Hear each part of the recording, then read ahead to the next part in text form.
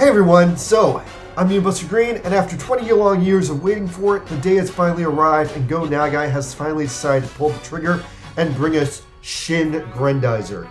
Now, despite the project literally just being announced last night in Japan, this is actually a very unusual project in a number of ways, so I actually have a lot to go over with this one.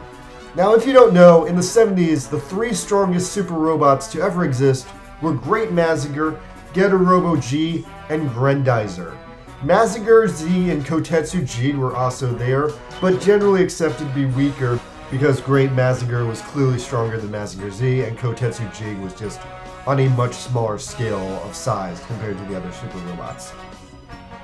Now, since the 70s, Mazinger has maxed itself out into Mazin Kaiser, Robo G has been replaced with Shin Robo, and hell, even Kotetsu G got Shin Kotetsu G, which was a nice out-of-nowhere bonus and a totally radical show. But what of Grendizer? Go Nagai's ultimate robot, the strongest robot of the 1970s, strongest of the three Mazinger brothers. Although technically not really a Mazinger brother because it was created by aliens, piloted by aliens, and it mostly fought aliens. Well, Shin Grendizer is something that a lot of people have been begging Go Nagai for a very long time. In fact, I swear to God, I thought like 10 years ago, like Brazil or Italy or Israel had been producing a badly developed live-action remake of Grendizer. I remember that I kept hearing like that it was in the works, but then it never developed. As I look into it now, it looks like over the years, people just kept churning out proof of concepts to make a live-action Grendizer movie, but no one ever got the rights or the money to actually push it beyond a concept trailer. Interesting. Also, wasn't there supposed to be a Guy King movie by the same people too? Anyway, for literally the past 10 years, I've just been feeling very frustrated watching these people fail to get anything off the ground. In 2015, it was the 40th anniversary of Grendizer, so Go Nagai rebooted Grendizer as Grendizer Giga, which got a very, very cool anime promotional trailer, but was never made into a full anime. As it turned out, Grendizer Giga was just a manga. And even though it looks really super fun and really super cool in this trailer, by all accounts, as a manga, it didn't really do very well. It wasn't really received warmly, and it didn't really find an audience. And now, after the fact, I'm finding out secondhand that most people who even bothered reading it didn't like it. The main complaint I'm hearing was that people claimed it was just a remix of old Grendizer plots with storylines stolen from Space Adventure Cobra. Apparently they had a full-on like Armoroid lady character and everything. Very interesting. Well, anyway, today's the day, and Go Nagai finally announced Shin Grendizer, or as it's currently known, the mysterious Project G. So far, he's only released this teaser trailer about it, and the trailer is an unusually bare-bones video compared to a typical anime announcement trailer.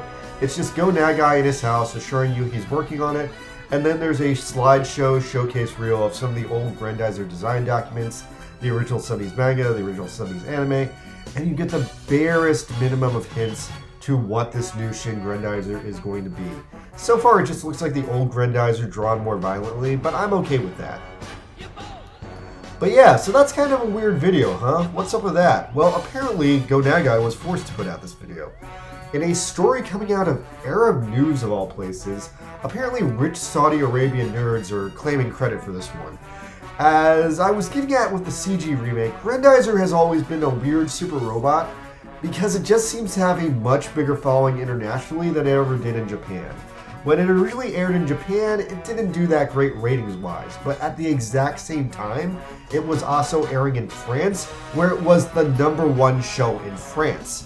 So apparently this time around, Saudi Arabia decided to take the hit for this one because apparently they used all their elaborate oil money, and instead of buying $1 million Lamborghinis to take a shit in and dump in the trash, not exaggerating, some asshole did that.